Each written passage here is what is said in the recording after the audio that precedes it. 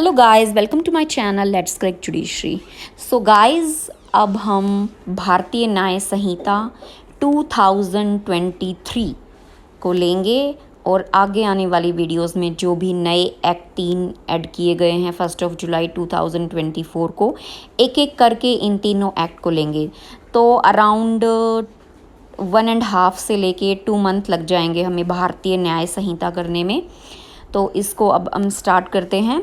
आज हम करेंगे सेक्शन 1। देखिए, मैं आपको पुराने जो हमारी आईपीसी थी उससे भी कॉरस्पॉन्डिंग जो प्रोविज़न होंगे उनका भी कंपैरिजन करेंगे।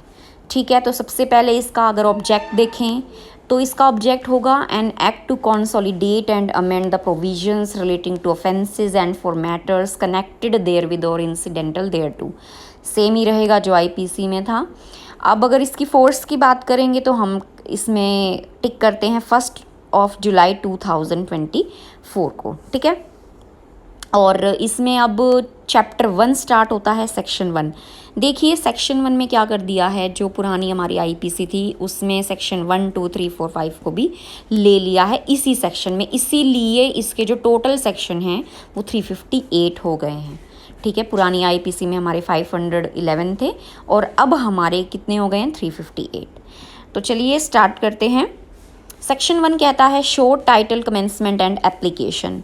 सो दिस एक्ट में बी कॉल्ड द भारतीय न्याय संहिता 2023। इसका कॉरस्पॉन्डिंग प्रोविजन वही है, सेक्शन 1 जो है आईपीसी का रहेगा। ठीक है, उसके बाद सेक्शन 1 के सब क्लोज 2 में है that it shall come into force on such date as the central government may by notification in the official gazette appoint and different dates may be appointed for different provision of the संहिता।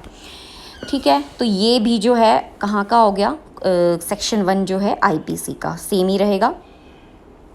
अब हम बात करते थे intra territorial की, extra territorial की कहाँ कहाँ पे अप्लाई होता है सेक्शन 3 और 4 में, तो वो भी इसी में आएगा। ठीक है, उससे पहले लेते हैं सेक्शन नंबर 2 को, जो है हमारे किसमें, सब क्लोज 3 में, यानी कि 1 और 2 जो था वो ऑलरेडी पहले सेक्शन 1 में था।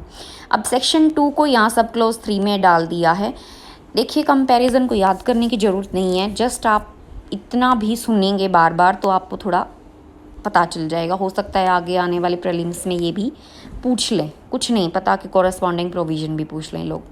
तो every person shall be liable to punishment under this Sanhita and not otherwise for every act or commission contrary to the provisions thereof which he shall be guilty within India. वही हो गया कि जो भी India में liable है और वो संहिता के अंदर और एक्ट और ओमिशन के लिए, तो उससे यहाँ पे गिल्टी माना जाएगा। तो सेक्शन 2 था आईपीसी का। अब सब क्लोज 4 कहता है any person liable by any law for the time being in force in India to be tried for an offence committed beyond India shall be dealt with according to the provisions of this Sanhita for any act committed beyond India in the same manner as if such act had been committed within India. तो ये हमने पहले भी पढ़ा हुआ है कि कोई भी पर्सन है वो बाहर लाइबल होता, ठीक है, अगर उसने इंडिया के बाहर कमिट किया है कोई ऑफेंस, और वो इस संहिता के अकॉर्डिंग ही लाइबल होगा जैसे कि उसने इंडिया में कमिट किया है। कॉरस्पॉन्डिंग प्रोविजन की बात करें तो पहले कौन सा था, ये सेक्शन 3, 3, 4 को हम इकट्ठा पढ़ते थे, ध्यान रखना। एक्स्ट्रा टेरिटोरियल के ऊपर ये क्वेश्चन भी बन जाता है मेंस का। उसके बाद है सब क्लोज 5, सब सेक्शन बोलेंगे इसको क्योंकि हम सेक्शन नंबर कर रहे हैं।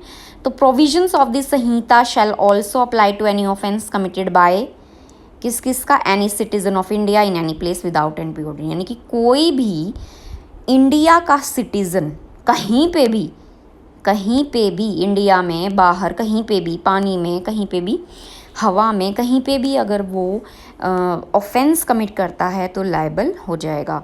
B any person on any ship or aircraft registered in India wherever, यानी कि शिप या एयरक्राफ्ट, ठीक है, वो रजिस्टर्ड है इंडिया में और कोई भी पर्सन उस शिप या एयरक्राफ्ट पे, यानी कि वो किसी जर्नी पे जा रहा है, अगर इंडिया का रजिस्टर्ड है तो कोई भी पर्सन ध्यान रखना ऊपर सिटीज़न यूज़ किया था वर्ड, यहाँ पे पर्सन है, यानी कि कोई मान लो फॉरेनर है और वो इंडिया के रजिस्टर्ड एयरक्राफ्ट या शिप पे करता है तो वो भी लायबल होगा। See any person in any place without and beyond India committing offence targeting a computer resource located in India, यानी कि कोई भी पर्सन है किसी भी प्लेस पे विदाउट एंड कहीं पे भी हो बियॉन्ड इंडिया हो, कमिट करता है ऑफेंस जो उसका टारगेट है वो कहाँ पे हो, कंप्यूटर रिसोर्स के थ्रू कहाँ पे हो, इंडिया में लोकेट हो। तो ये है आपका सब सेक्शन 5। उसके बाद है explanation. The word offence includes, क्या क्या करता है, every act committed outside India which if committed in India would be punishable under the Sanhita. Illustration है वही सेम पुरानी, एक सिटीज़न है ए, उसने मर्डर कर दिया किसी भी जगह पे, तो उसको कैसे ट्राई करेंगे इस संहिता के अकॉर्डिंग। तो सेक्शन 4 में ये था, 3 और 4 को हम हमेशा इकट्ठा पढ़ते थे। अब है subsection 6। Nothing in this Sanhita shall affect the provision of any act for punishing mutiny and desertion of officers, soldiers, sailors, airman, service of the government of India, यानी कि इनके जो हैं अलग से एक्ट होंगे। ये ध्यान रखना किस किस के, ऑफिसर्स के, सोल्जर्स के, सेलर्स के, एयरमैन के, या फिर कोई स्पेशल लॉ है या लोकल लॉ है उस पे ये संहिता अप्लाई नहीं होगी। ये हमने बात की थी सेक्शन 5 में। तो देखो 5 को मिला के आपके एक सेक्शन में मिला दिया है और सेक्शन 1 बना दिया है भारतीय न्याय संहिता का।